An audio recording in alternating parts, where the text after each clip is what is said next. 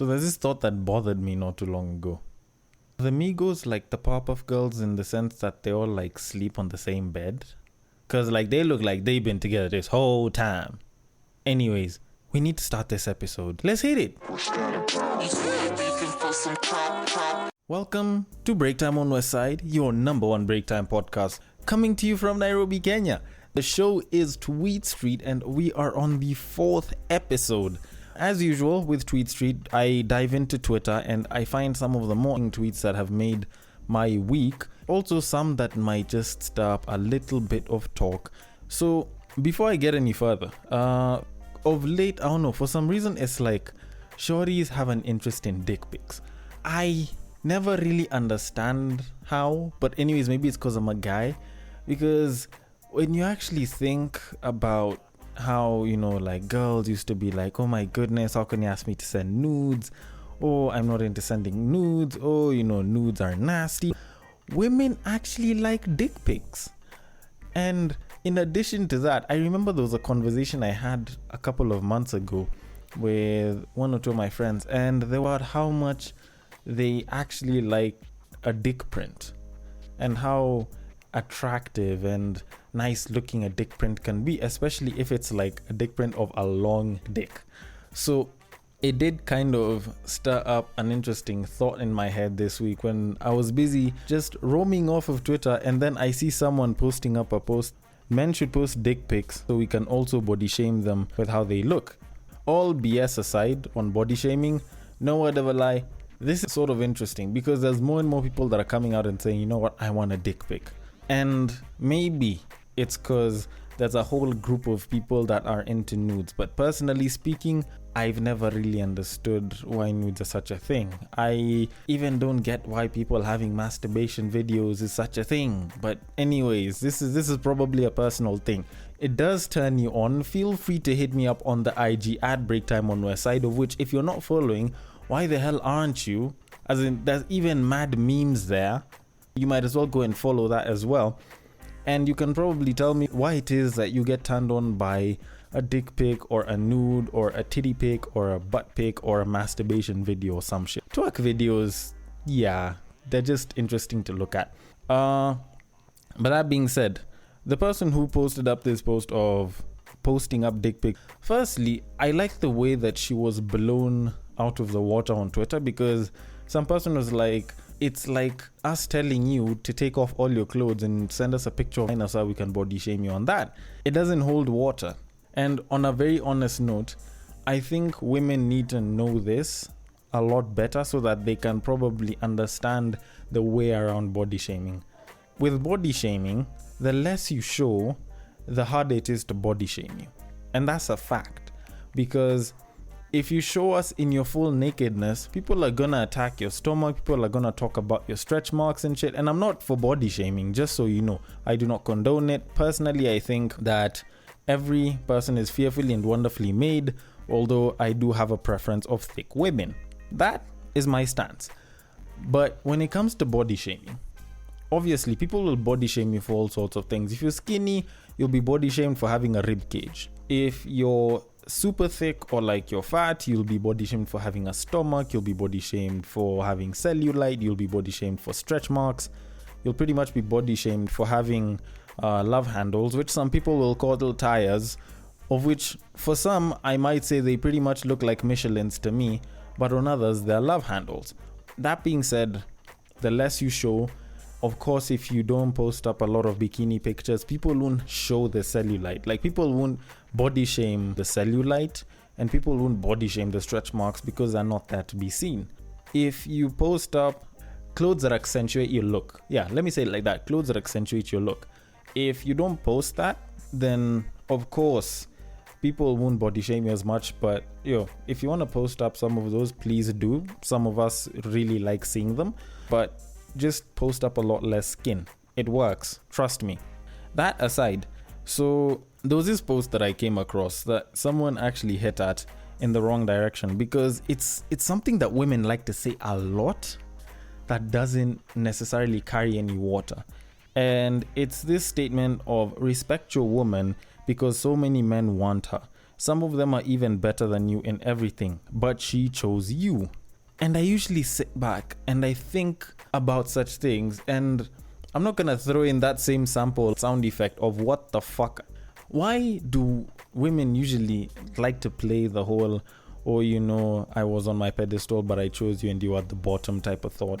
Like, it's a very useless frame of thought, because it's not like we're always trying to beg to get dated. A lot of times you'll find that some of these shorties might have actually been, you know, trying to date you for the longest time. They've been trying to make moves. It's just that nigga wasn't noticing. But she came out at some point and was like, yo, I really like you and I'd really want to be in a relationship with you. And this guy had to take a bit of convincing. So why are you picking that frame of thought to use? As much as, yes, men have been considered the hunters and women the hunted, the game's been changing. The hunter is becoming the hunted.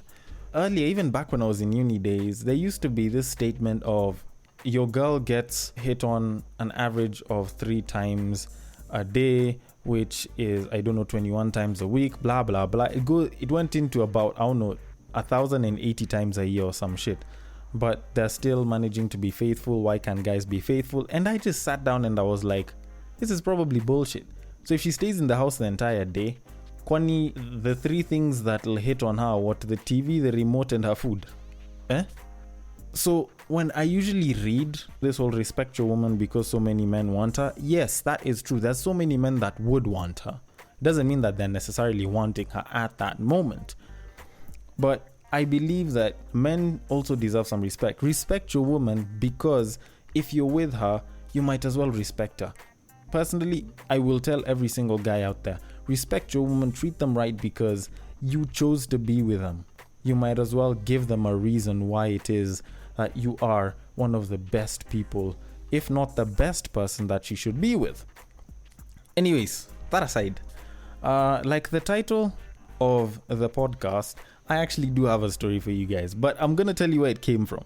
So at Crazy Nairobian, aka Billy the Goat, so he posted up this tweet and it was about the weirdest places that you've had sex, and he just wanted guys' opinions. Obviously, after having about, let's say, about 94k followers, obviously he did get some responses, and I'm not gonna lie, some of them are interesting, some of them are just downright immoral, if I can call it that.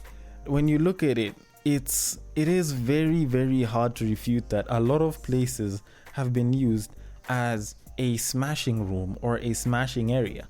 So first to fall onto the chopping board, the construction sites that have had, incomplete construction, or like an unfinished house, or just a nearly finished house. Those places have actually counted as very interesting places. They've become very common places for a lot of people to go and bang. And I'm not gonna lie, it's not too weird, but if you're going for an empty house, especially a properly made one that's been covered and everything, you best make sure that you keep quiet, otherwise everyone's gonna find out, because that shit echoes. I'm not telling you this from experience, but that shit actually has echoes, mad echoes. But construction site areas, they do tend to work, especially if it's like abandoned for some reason. Like, let's say they constructed like 50% of it and they didn't finish, or they weren't paid and they stopped. It can actually work. Another one is in the forest.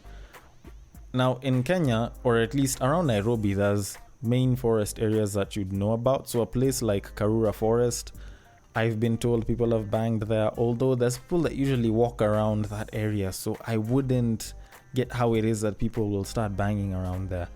There's forests and parks outside Nairobi that have been used by people to smash around there, so that's another common place. I think probably the one that should have topped the list was the maize plantation.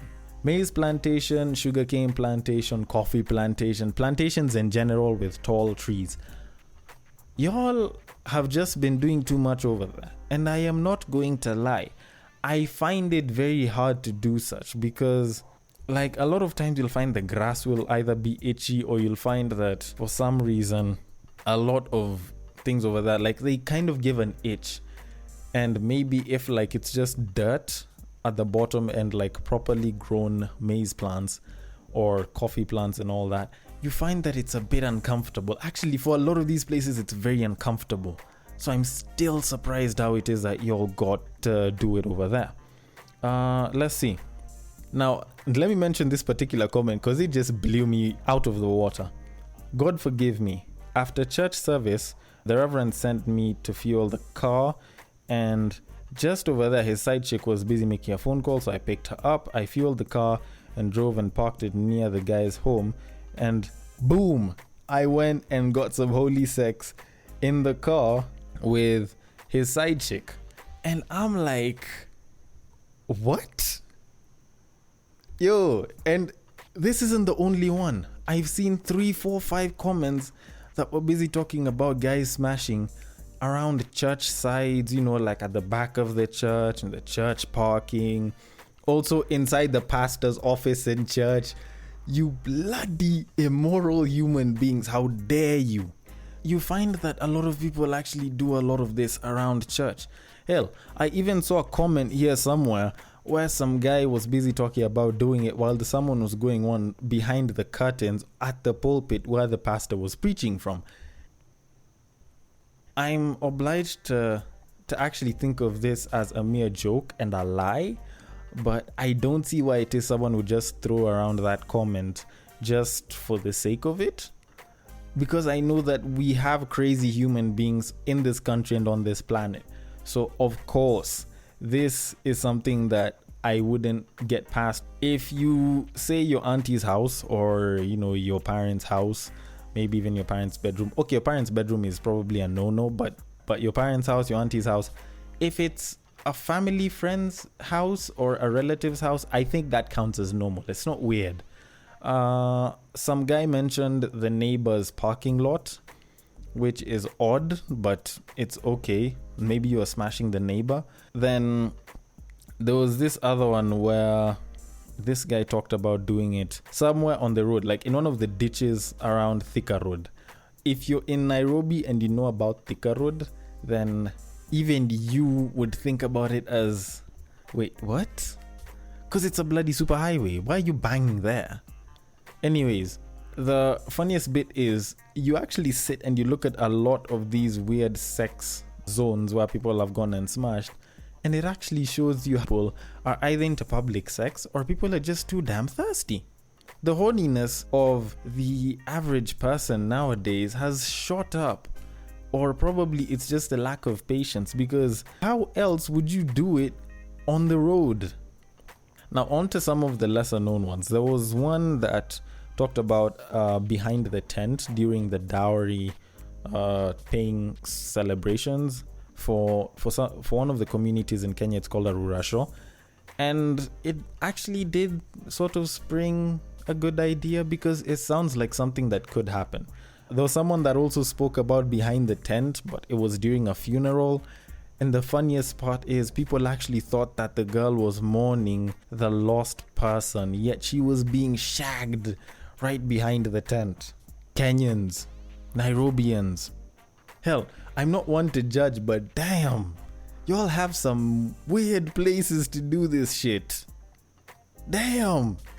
Anyways, this is probably one of the funniest set of tweets that I've read all week, hell, like all month.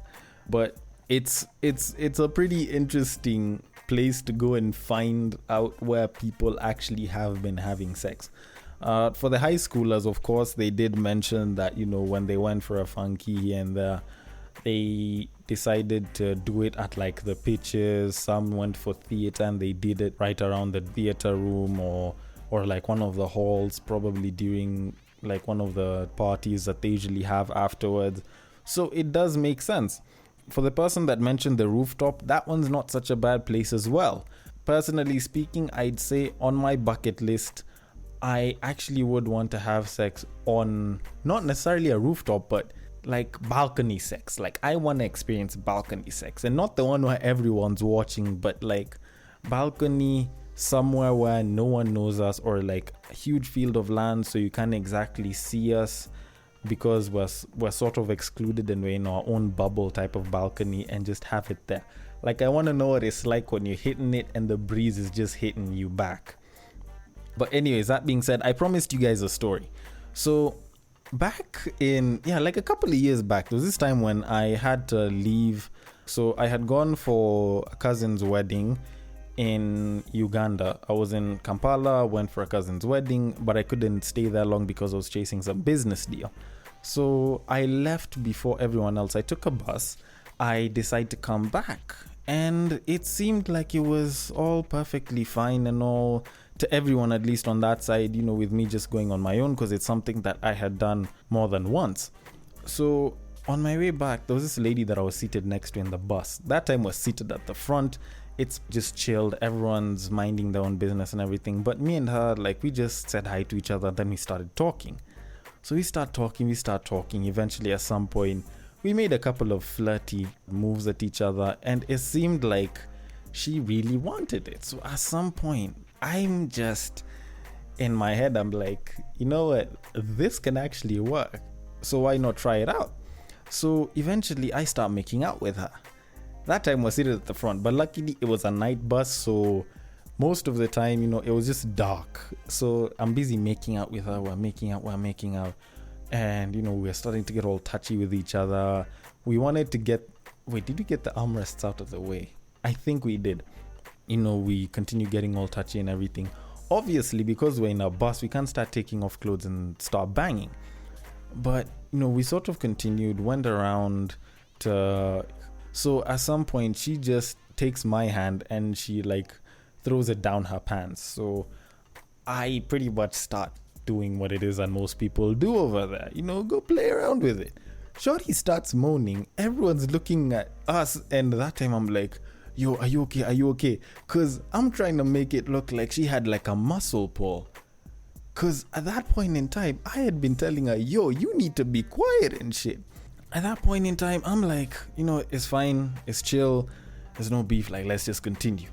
At some point, we had to stop because of the border crossing, because usually if you're taking a bus, you have to go through the immigration area, and if it's Kampala to Nairobi, it's either through Busia or through Malaba. We went through Busia. So when checked out, I actually found out that she was 32 years old. That time, I was 19, so obviously... I must have been feeling like I was on top of the world because I just scored a shorty that was a little bit older than me. But anyways, back to the story. We get back on the bus. We continue. I had already played with her quite a bit. So at some point, she's like, you know what? Goes, grabs a Masai shuka, covers both of us, and then she pretty much just... throws her hand down my pants, opens everything up, and then just pulls out my schlong, and she proceeds to get her oral work on. I'm not even gonna lie, because there was no one to the side. Oh my word, it feels good when you are on the wrong side of the law. But anyways, that eventually had to end, so eventually we had to stop it because light sort of came about. Then when it came time for her to get off, I didn't bother getting her number, and things eventually ended. So yeah, for those of you all that had sat through waiting for a story, there's your story. It was a pretty interesting experience. Anyways, that is as much raunchiness as you're gonna get from me at this point, or at least for a bit. As usual, if you have any comments, feedback, questions, on Instagram, it is at Breaktime on Westside, or you can hit me up on Twitter if you want to do it that way, at Bagak the D. As usual, the B and the D are capital. I will see you guys.